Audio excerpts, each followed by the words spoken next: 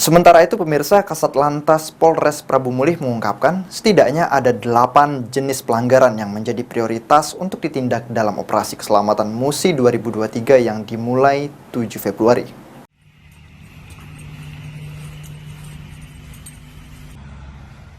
Operasi Keselamatan MUSI 2023 resmi dimulai. Satlantas Polres Prabu Mulih akan melakukan operasi di sejumlah lokasi, diantaranya daerah rawan kecelakaan, rawan pelanggaran, dan rawan kemacetan.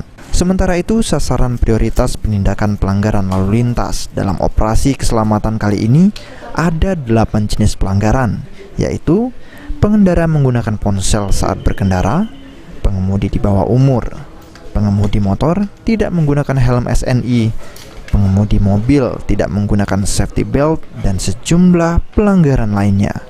Untuk pengemudi yang tertangkap melanggar dalam operasi keselamatan MUSI 2023, sifatnya preventif dan represif, yakni penegakan hukum dalam bentuk teguran secara tegas dan simpatik. Untuk sasaran yaitu kita pelanggaran-pelanggaran yang pengemudi kendaraan yang tidak berkeselamatan, contohnya pengendara yang menggunakan handphone, tidak menggunakan safety belt, serta bonceng 3 ataupun melawan arus. Oke, makasih.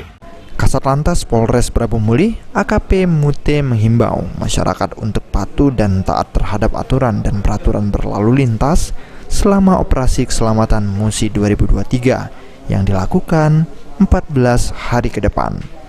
Beni Firdaus, PAL TV.